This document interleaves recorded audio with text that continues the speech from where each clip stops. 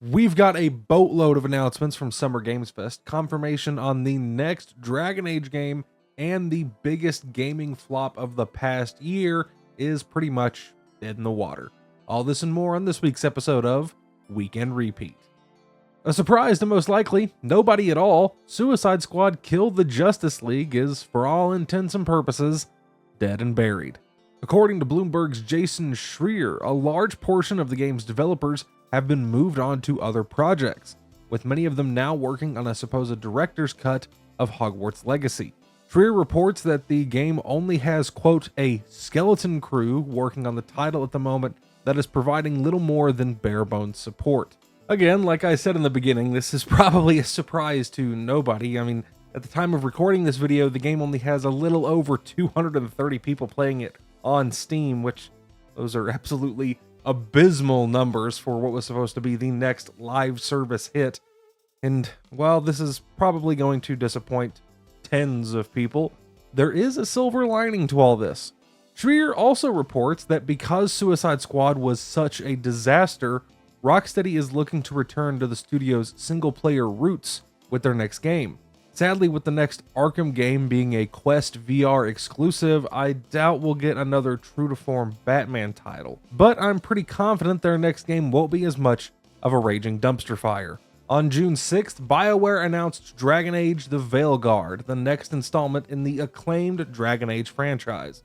While details on the upcoming title are currently lacking, BioWare has stated the game will focus on a team of 7 different heroes that will primarily serve as your companions in battle. It was this focus on these characters and their importance in the overall story that prompted BioWare to change the subtitle of the game to The Veilguard from its previous title, Dreadwolf. The studio is also planning on having a full gameplay showcase for the title on June 11th, where over 15 minutes of gameplay footage will be revealed. I was a big fan of Dragon Age Inquisition back when it released in 2014, so I'm really excited to see what this new game has to offer. However, I can't help but just feel a little weary because BioWare's more recent titles, Anthem, haven't been all that great. But like we just saw with Suicide Squad, live service games blow chunks pretty consistently. So the Veilguard will probably be pretty decent. Yesterday was the annual Summer Games Fest show, or as I like to call it, P3. No, but in all seriousness, we got a ton of new announcements for a ton of different games, and while I can't go through all of them in this video, I can at least give you the highlights. And what is probably the most shocking crossover of the year so far, LEGO Horizon Adventures looks to combine the imaginative fun of LEGO with the sci-fi action of PlayStation's Horizon series. While I have personally never played any of the Horizon games, I'm always down for new LEGO games, and I feel like this is a good way to introduce the kiddos to the apocalyptic world of robot dinosaurs. Zombie survival classic No More Room in Hell is finally getting a sequel after 13 years. With early access arriving this Halloween, we can expect a number of new mechanics, including 8-player co-op and advanced zombie dismemberment. Though the cinematic trailer didn't show anything in terms of gameplay, fans of the Civilization series will be happy to know that Civilization 7 is set to release sometime in 2025. Blumhouse, a juggernaut in the world of horror cinema known for recent films like Megan and the Five Nights at Freddy's movie, is making an unexpected foray into the gaming scene. The production company has announced a number of new games including Fear the Spotlight, Grave Seasons, Sleep Awake, and Chrysol Theater of Idols. Blumhouse has stated that their plan is to produce a number of different games that appeal to a number of different players and horror fans. Video game movies have had an impressive resurgence over the past couple years, so I'm curious to see what a movie studio can do with making games. Alan Wake 2, easily one of the best games released in the last few years, is getting its first expansion. In fact, the DLC is out right now. It consists of 3 different episodes focusing on 3 different characters, including Jesse Faden, the protagonist from Remedy's earlier game, Control. With how utterly awesome Alan Wake 2 is, I cannot wait to get the chance to play this DLC. Though it was first announced a year ago, the upcoming Skate reboot is still in early development. Specifically, it's in a pre-alpha stage, according to its latest trailer.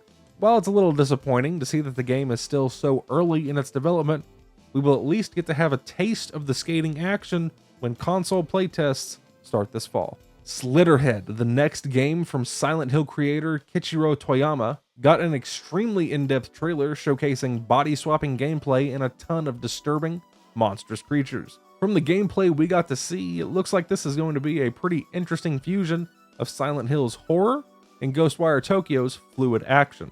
Killer Bean, what is honestly probably my most anticipated game of the year, finally got an early access release window for summer of this year. So we'll likely see the game in just a few months. The potential for this game is absolutely off the charts. It's either going to be one of the most insane games ever made or one of the biggest letdowns of the current decade.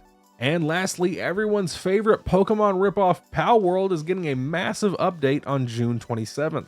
This will include a whole new island for players to explore, a new raid and boss for players to fight, an increased level cap, dedicated servers for Xbox players, and of course, all new pals to capture and exploit.